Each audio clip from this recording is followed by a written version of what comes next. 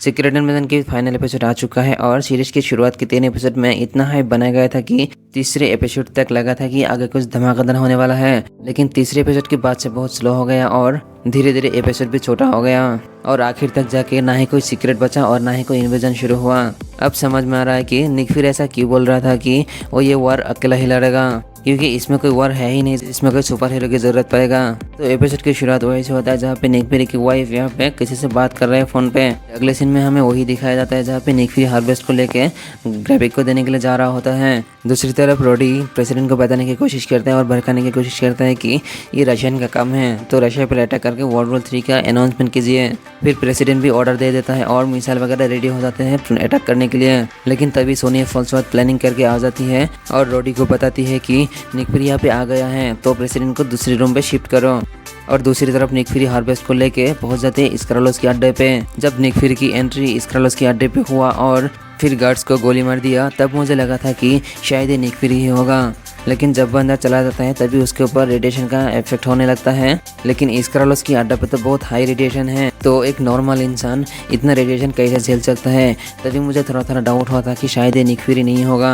फिर जब वो ग्रेविक के पास पहुंचता है और टेबलेट खाने की एक्टिंग करता है लेकिन नीचे गिरा देता है, तब भी मुझे थोड़ा डाउट ही था कि शायद ये निक फ्यूरी हो भी सकता है या फिर नहीं भी हो सकता है। लेकिन जब निक फ्यूरी आसानी से हार्वेस्ट ग्रेविक को दे दिया था, तब मुझे पूरा यकीन हो गया था कि ये निक फ्यूरी नहीं होगा और निक फ्यूरी किसी के लिए सेक्रीफाइस कभी नहीं करेगा। फिर ग्रेविक अपना भड़ास निकलता है निक फ्यूरी के ऊपर कि वो कैसे इतना बुरा बना, और तभी हमें पता चलता है कि ग्रेविक का ये जो पूरा प्लानिंग था वो सिर्फ अपना बदला लेने के लिए था, न कि स्क्रल्स को घर दिलाने के लिए। फिर निक फ्यूरी हार्वेस्ट ग्रेविक को दे देता है और इसमें हमें पता चलता है कि एवेंजर एंड गेम में जितने भी सुपर हीरोज थे, इवन कि थैनोस का भी और थैनोस के आउटराइडर्स का भी, सबका डीएनए इधर मौजूद है। लेकिन एक बात समझ में नहीं आया था कि यहाँ पे घोस्ट की डीएनए कहाँ से आ गई। शायद यहाँ पे निक फ्यूरी घोस्ट का डीएनए कलेक्ट करी होगी जब वो शील्ड के साथ काम कर रही होगी। फिर जब ग्रेविक हार्वेस्ट को मशीन में डाल के अपना सुपर स्कल बनाने वाला मशीन को ऑन करता है, लेकिन उस मशीन के अंदर ग्रेविक के साथ साथ निक फ्यूरी भी रहता है, तब मैं 100% कंफर्म हो गया कि ये निक फ्यूरी नहीं है। फिर जब ग्रेविक हार्वेस्ट का इस्तेमाल करके सुपर स्कल बनने के बाद मिनी हल्क बन के निक फ्यूरी पर अटैक करता है, तभी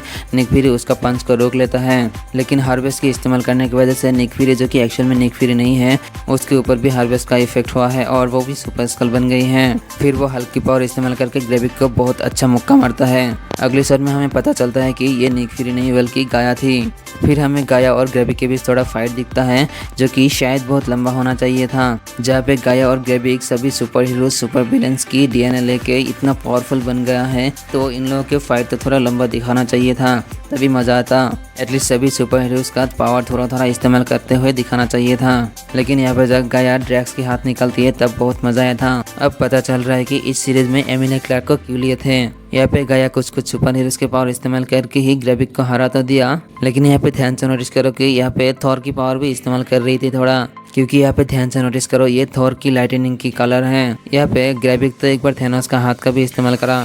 जब गाया मर गई थी तभी मैं बोला था कि इतनी बड़ी और इतनी फेमस एक्ट्रेस को थोड़ी ना सिर्फ इसी शो के लिए होंगे। जो बात अभी सच निकली, क्योंकि अब एमिलिया क्लार्क की कैरेक्टर यानी कि गाया अब एमसीयू की सबसे पावरफुल विंग है, जिसके पास सभी सुपर हीरो सुपर विलेन जो कि एवेंजर एंड गेम में थे, सभी की पावर इनके पास है, तो गाया को अब कोई भी हरा नहीं सकते।